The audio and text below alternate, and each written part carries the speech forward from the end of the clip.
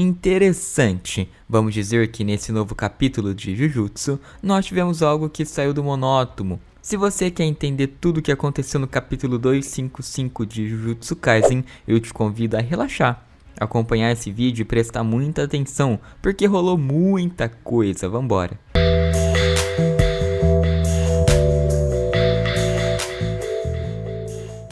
Para mais análises e previsões, porque no último vídeo eu previ a maioria das coisas que iriam acontecer.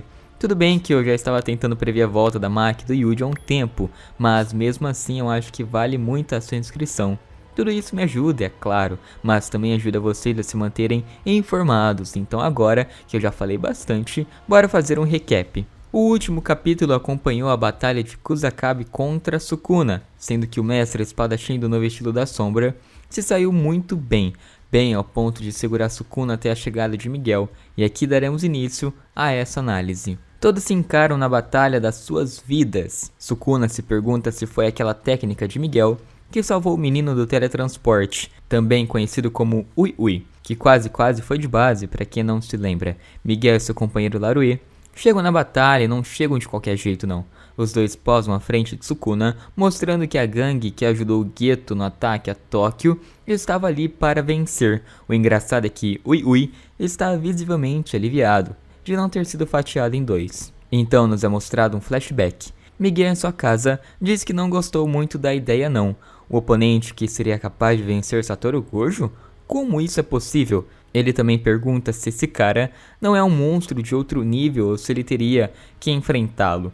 Larue, que acompanha a Vyuta, a fim de fazer com que Miguel se juntasse na batalha final, diz que o plano é Satoru Gojo lutar contra esse tal monstro até deixá-lo cansado. E nessa hora que entram todos para dar o golpe final, e o golpe final só daria certo se Miguel se juntasse na luta. Miguel então pergunta, cansado? Os caras tão viajando, considerando que o cara é mais forte que o Gojo. O mesmo Gojo que deu uma surra no Miguel uns anos atrás. Miguel completa afirmando que a assimilação de Tengen não vai se restringir ao Japão, o que significa que um enorme espírito amaldiçoado tamanho Godzilla vai chegar na sua terra. E olha, mesmo assim ele prefere enfrentar isso do que o Sukuna. Miguel diz que os japoneses acham que negros maravilhosos como ele não morrem, e pelo bem de seus irmãos e da sua terra, ele vai ter que recusar o pedido. O africano completa dizendo que, no mínimo, Satoru Gojo deveria ter vindo ao vivo e às cores para se curvar e pedir ajuda de Miguel, já que os japoneses são todos assim. Yuta então pergunta se ele quer que ele mesmo se proste, na melhor das intenções, e Miguel entende isso como um sinal de braveza, de ira, o que podemos ver pelo rosto de Yuta que verdadeiramente não é. Larue prossegue o diálogo pedindo um tempo de conversa a sós com Miguel, e Yuta apenas sai de cena. Em um momento de profunda reflexão, Miguel pergunta a Larue o que eles farão, e Larue apenas afirma que queria Geto como rei, ou seja, eles não se arrependem nem um pouquinho, e também não acham que a raça humana e aqueles que não possuem energia amaldiçoada devam viver. Mas não para por aí, porque Miguel concorda com Larue, e completa dizendo que já pagou seus vacilos em Shinjuku cuidando do Okotsu. Na maior das racionalidades, ele com certeza deve recusar o pedido. Larue segue citando os nomes que seguiam Geto e deram a vida por ele, tanto os dois ali, como Mimiko, Nanako, que deram a vida e foram de arrasta para cima em Shibuya, e também Toshihisa. E a partir desses nomes eles percebem que vingar essa galera que se foi seria o ideal, até porque, se você não se lembra, foi o Sukuna que as matou. Mas também existe a possibilidade deles recuperarem o corpo de Geto, que estava com Kenjaku, que aqui, nesse ponto do flashback, ainda não tinha morrido. Larue diz que não é nenhum caso nem outro, apenas uma despedida.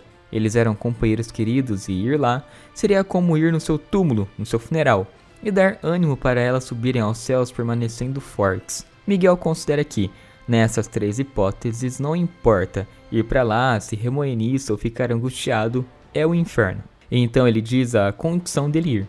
Eles só irão após a derrota de Satoru Gojo e Yuta Okotsu, e somente quando Sukuna não poder usar a sua expansão de domínio. E Larue diz, pera, até eu?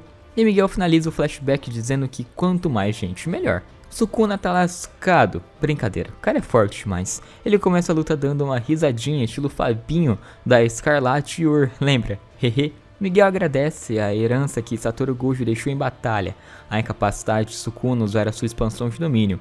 Isso por si só é um baita feito. Larue segue em sua fala afirmando que a energia amaldiçoada reversa de Sukuna também está ficando comprometida, já que ele está impossibilitado de usar o seu braço inferior esquerdo e o superior direito. E ainda o maior feito, o seu coração não tá batendo sozinho ainda. Miguel olha para esse carrasco e sente até pena de Sukuna, dizendo que deixaram a melhor parte para eles, e aqui, meus amigos, a porradaria começa.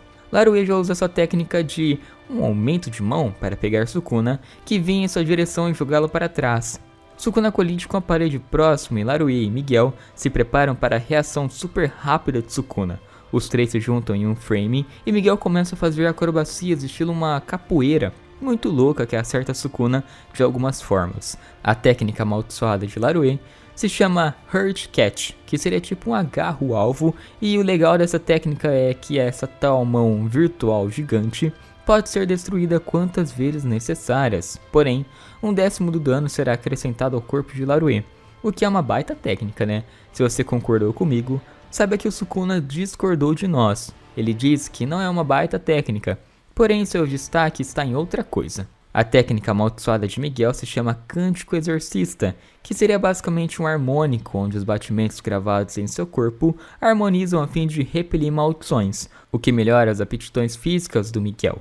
A técnica dele lembra vagamente a de Kusakabe do domínio simples, lembra? Pois ao mesmo tempo que eleva Miguel ao auge, acaba deixando o inimigo mais fraco, sem mesmo precisar de um domínio, como o nosso amigo Kusa precisava.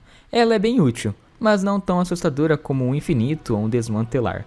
Em mais um flashback nos mostra o reencontro de Miguel com Satoru Gojo, na qual Miguel pergunta como Gojo sabe dessa técnica amaldiçoada, e Satoru apenas afirma que sabe só de olhar. Na verdade, completa Gojo, o que mais assusta nele é o seu corpo.